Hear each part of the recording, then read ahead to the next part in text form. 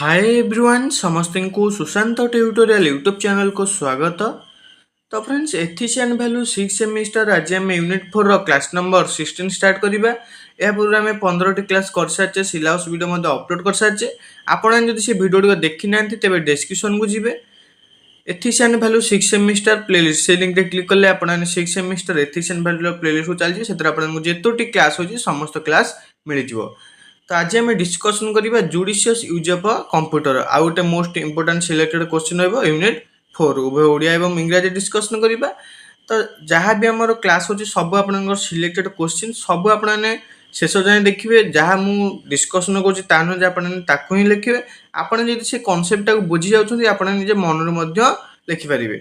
तो निश्चय video to शेष पर्यंत देखिए। चैनल नुआ थिले चैनल को सब्सक्राइब करी ऑल नोटिफिकेशन को ऑन कर देबे, जहाँद्वारा आगु ये इंपोर्टेंट क्लास गुड़िक आपण पाखे सर्वप्रथमे पहुँचा दियो। तो अपन चलतु वीडियो स्टार्ट करवा। तो अपन सर्वप्रथमे आपणकर 5 मार्क क्वेश्चन आसीपर देखो discuss the judicious use of computers and it's harmful effects ये आपणकर 5 मार्क आसीबो। 2 मार्क आसीपर राइट एनी 2 और 3 जुडिशियस यूज ऑफ कंप्यूटर्स बा राइट एनी 2 और 3 हार्मफुल इफेक्ट्स ऑफ कंप्यूटर ये आपणकर 2 मार्क आसीबो। तो आपने कनसेप्ट क्लियर थी आपने करें रही the judicious use of computers. तो क्लास स्टार्ट करने पूर्व कही रखुच्छी आपने जब पीडीएफटा चाहते मुझे आप्लिकेशन मास्टर ब्रेन आइक पीडीएफ ऐड करदेवी। केमी सब्सक्रिप्शन ने ना आपने डिस्क्रिप्शन को जी एथिशियन value 6 semester PDF download link से लिंक रे क्लिक करेंगे। से लिंक रे क्लिक कला से वीडियो लास्ट को मुझे स्टेप बाय स्टेप कही सेमती स्टेप बाय स्टेप जाकि आम आप्लिकेशन मास्टर ब्रेन आइक मात्र 42 टଙ୍କା देके आप जॉइन हो पारे। जॉइन हो सारापर जो सब क्लास होती तार पीडीएफ पाइपर उभय ओडिया और इंग्रजी क्वेश्चन पेपर पीडीएफ पाइपर। एथिशियन वैल्यू बुक गाइड तार पीडीएफ पाइपर मॉक टेस्ट पारे मात्र 42 टଙ୍କା। तो जाकि जल्दी जल्दी जॉइन हो रही judicious use of computers has a revolutionized virtually every aspect of modern life, offering unparalleled convenience, efficiency, and a connectivity. In education, computers facilitate access to vast repositories of knowledge and enable interactive learning experiences. In business, they streamline operation, enhance productivity, and foster innovation. In communication, computers enable instant global connectivity, allowing individuals to connect and collaborate across vast distance. However, despite these undeniable benefits, the indiscriminate use of computers can also have harmful effect. तो ये कहला computer गुड़िक न्यायपूर्ण व्यवहार बा computer जदि आम सठिक व्यवहार करिपरिबा आधुनिक जीवन समस्त दिगरे वैप्लविक परिवर्तन आनी अन्य सुविधा दक्षता और संयोग प्रदान करते।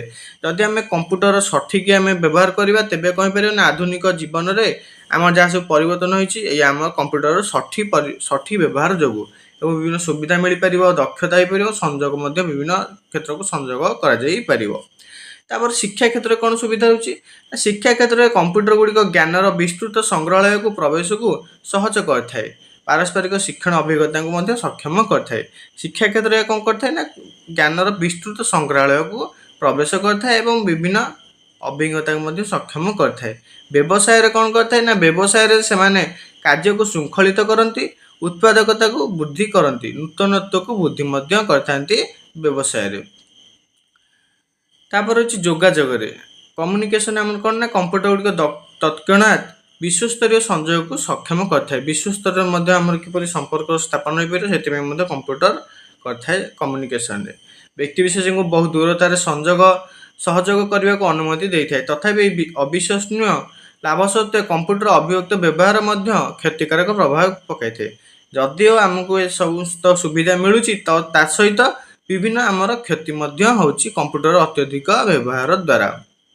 कौन कौन क्षति ना one of the primary concerns is the detrimental impact on physical health. Prolonged sitting in front of a computer can lead to various musculoskeletal issues such as neck and back pain as well as repetitive strain injuries. Additionally, excessive screen time can contribute to eye strain, headaches and disrupted sleep patterns।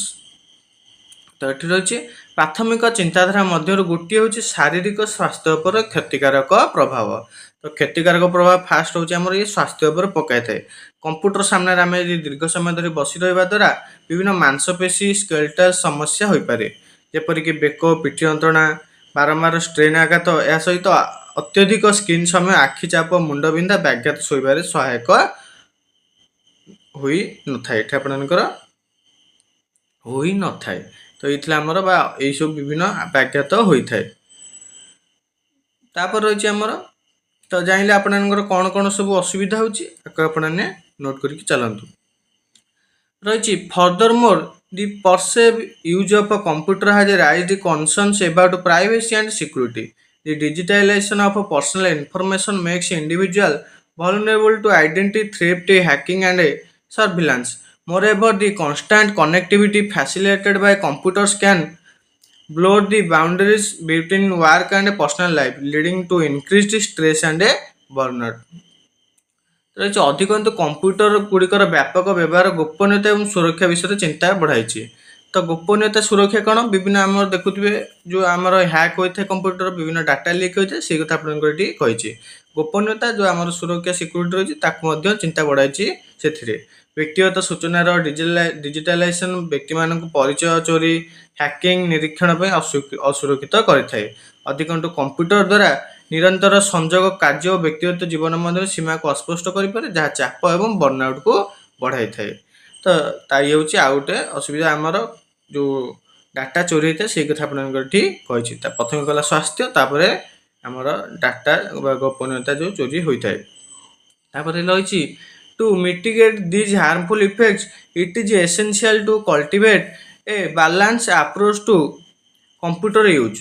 This include taking regular breaks to stretch and rest the eyes, incorporating physical activities one's daily routine, and setting boundaries for screen time. Additionally, fostering digital literacy skill and promoting ethical behavior online can help mitigate the risk associated with computer use. Ultimately, by exercising caution and moderation, individuals can harness the power of a computers while minimizing their negative consequences। तो ये आमर conclusion कही क्षतिकारक प्रभाव को ह्रास करने computer व्यवहार एक संतुलित आभिमुख्य विकास करने एकांत आवश्यक। आखि को विस्तार एवं विश्राम करने नियमित विरति नेबा। आमर आखि को किपरि आमे जो कंप्यूटर बसते दीर्घ समय तो किपरि आमर आखि खराब न हो से कौन करवा ना विश्राम नवा। आम एति समय आम कंप्यूटर यूज करें तार गोटे टाइम करें एति समय अधिक समय यूज करवा ना। शारीरिक कार्यकलाप को जनकर दैनंदिन कार्य अंतर्भुक्त करवा। शारीरिक कार्यकलाप ना जो एक्सरसाइज रहा से गुड़िक आम दैनंदिन कार्य अंतर्भुक्त करवा। स्क्रीन समय सीमा स्थिर करवा, एति समय आम स्क्रीन समय यूज करवा। या सहित डिजिटल साक्षरता कौशल प्रतिपादन करवा, ऑनलाइन रे नैतिकता आचरण को प्रोत्साहित करवा कंप्यूटर व्यवहार सहित जड़ित विपद को ह्रास कर साहाय्य करथाय। परिशेष सतर्कता और मध्यमता प्रयोग करी व्यक्ति माने सेमानकर नकारात्मक परिमाण को कम करने बेले कंप्यूटर शक्ति व्यवहार करें। ये संपूर्ण डिटेल्स। आ गोटे आम इंपोर्टाट लॉन्ग क्वेश्चन जहाँ 2 मार्क आसीपर से डिस्कसन कले यहाँ आम आप्लिकेसन ऐड करदेवी जाए जॉइन हो आपने समस्त पीडीएफ पाइपर। तो जदि भिडियोटी हेल्पफुल रही भिडियो गोटे लाइक करदेवे, निज सांग मान शेयर करदेवे, चैनल नुआ थे चैनल को सब्सक्राइब कर ऑल नोटिफिकेशन को ऑन करदेवे। आम Telegram official channel link, WhatsApp channel link, discussion group आपको डिस्क्रिप्शन में मिल जाए जॉइन हो इंपोर्टेंट इनफॉरमेशन अपडेट गुड़िक आपने पाइपर। तो फ्रेंड्स भिडियोटी रखा, धन्यवाद।